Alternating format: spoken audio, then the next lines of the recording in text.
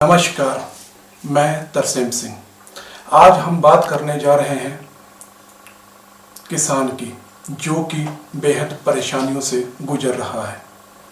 किसान को अन्नदाता कहा जाता है। अन्न का मतलब अनाज और दाता का मतलब भगवान। इन दो शब्दों से बना है अन्नदाता।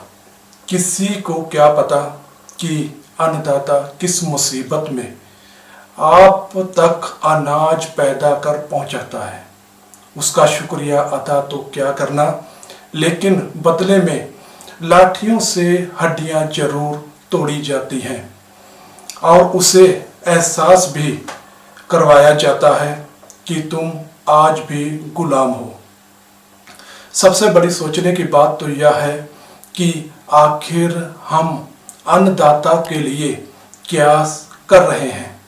यदि किसानों के लिए कोई नया कानून बनाया जाता है तो सरकार किसानों पर थोप देती है, जबकि किसानों के लिए कोई भी नियम या कानून बनाया जाए तो सरकार को चाहिए किसानों को राय के लिए बुलाना चाहिए और समझौते से किसानों के बिल को लागू करना चाहिए और किसानों से पूछा जाना चाहिए कि किसानों के लिए क्या बेहद जरूरी है।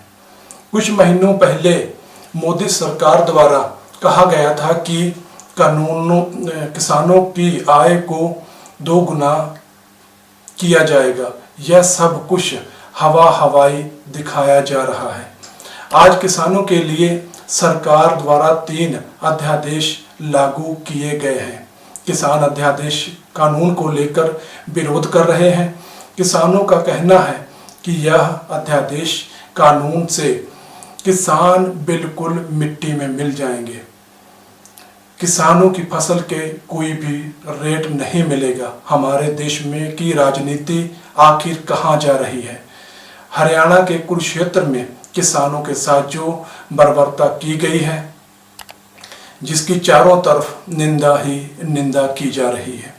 किसानों ने सरकार पर बड़ा आरोप लगाते हुए कहा है, क्या सरकार तक यह आवाज नहीं पहुंच रही है कि किसानों के धान की खरीद शुरू हो चुकी है।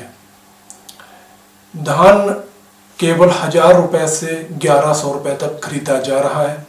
जब किसान पराली में आग लगाते हैं तब सरकार तक आवाज बहुत जल्दी पहुंच जाती है और जब रेट की बात आती है तब सरकार क्यों खामोश रहती है। आज किसान बेहद परेशान है। सरकार को चाहिए कि किसानों की आवाज को दबाने की बजाय उन्हें सुनना चाहिए और उस पर अमल भी किया जाना चाहिए। उत्तर प्रदेश में किसानों का कहना है कि यदि सरकार हमारी आवाज को नहीं सुन रही, हम सब मिलकर इसके खिलाफ 25 दिसंबर को लखनऊ में प्रदर्शन करेंगे।